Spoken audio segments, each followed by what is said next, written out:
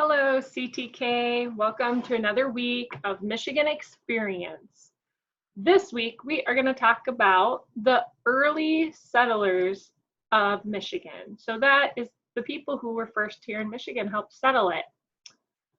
So here's our first slide that we're going to talk about, and it is the Native Americans. When the Europeans arrived, there was already three main tribes living here in Michigan: the Ojibwa, the Ottawa, and the Potawatomi. These three tribes formed a group called the Council of Three Fires. The Ojibwa was the largest of three tribes and lived mostly in the Upper Peninsula and a little bit in the Lower Peninsula as well. The Ottawa lived in the west, and the Potawatomi lived in the southwest. There was a few other smaller tribes as well, including the Miami and the Huron tribes. And if you look at this little picture, you can see the Ojibwa, they definitely lived in most of Michigan, and then you can see the other ones as well. And if you remember from the last 2 weeks, the Native Americans had a very large influence on Michigan. Even the name Michigan originates from Native American words, as well as, remember we talked about Sleeping Bear Dunes and how that originated from a Native American legend, as well as some of the Great Lakes are even named after the Native Americans. So they're a very big part of our Michigan history. Here is the next slide. The first Europeans to arrive in Michigan were the French. There was an explorer named Etienne Brulé. I don't know if I'm pronouncing that correct, but he traveled to Michigan in 1618, and he was actually trying to find a route to China. And soon, the French laid claim to the land and began to trade with local natives for furs. Those men were called voyageurs. And if you look here at this picture, this is a picture of voyageurs. They would travel by rivers, by canoe, trading various goods for furs that would bring a high price back in Europe. And one of the most popular furs they were looking for and trading with the Native Americans as well was actually beaver. They'd make hats out of beaver skin and coats and scarves and things like that. And they would make a lot of money in Europe for those beaver skins. And then shortly after that, there's something called Michigan fever that occurred. Most of Michigan's early settlers of European descent came to the area in 1830s as part of a wave of immigration commonly called Michigan fever. Between 1820 and 1834, the population of Michigan territory increased tenfold. Many of the settlers came from New York State via the Erie Canal. And by 1850, immigrants from New York constituted about 1/3 of the Michigan's population. So once again, if you have been listening to your siblings' history class, they've talked about the Erie Canal in the beginning of the school year. And there on the map, on the left side, that's what the Erie Canal is. So if those immigrants who came from Europe came to New York, after the Erie Canal was built, they could easily travel that and get to one of the Great Lakes. And if you remember last week when we were talking about the Great Lakes, all the Great Lakes are connected in some fashion. So as long as they could get through easily on the Erie Canal and make it to the Great Lakes, those immigrants could make it anywhere in Michigan. And then I also just included this picture of some early Michigan immigrants. Germans were the most numerous of early non-English speaking immigrants. Detroit had a sizable German community by the mid-1830s, as did several rural areas by 1850.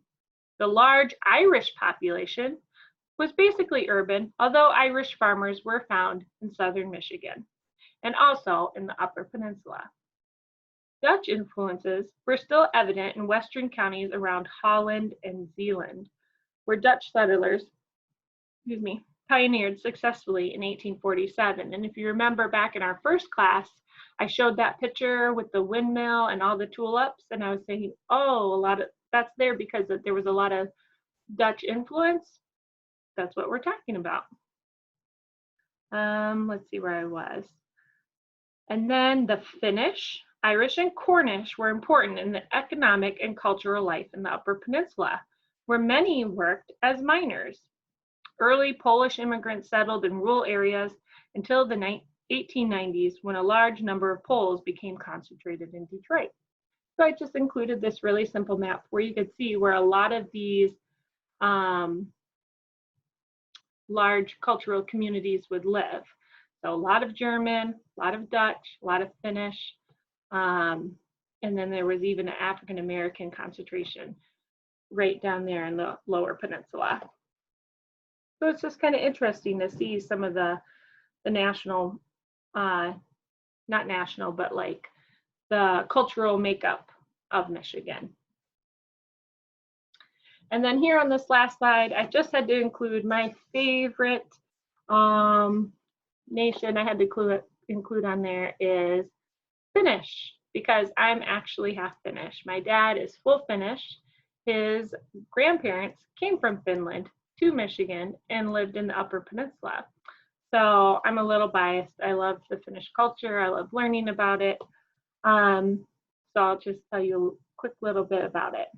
Finns arrived in Michigan's Upper Peninsula after the Civil War, when a copper mining company recruited them from mines in Norway because of their reputation as hard workers.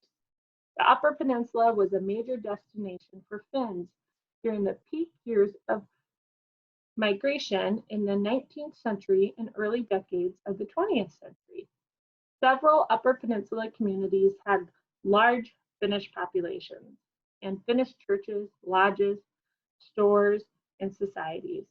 Ishpeming and Hancock especially were important nationally as Finnish cultural centers. So for instance, Randy, you guys know Randy, he was born in the Upper Peninsula, and he was born actually in Ishpeming. So just kind of cool. You'll find a lot of towns, especially in the UP, that are named after the Finnish culture or Finnish words. And it's really interesting here, even in Farmington Hills, literally maybe a half mile from my house, there's a Finnish center that they use for different Finnish activities as well as other activities as well. But it is specifically called like a Finnish activity center. So I just thought that was pretty cool. There's the pasties, which the Flukas made. I think 2 weeks ago they made the pasties.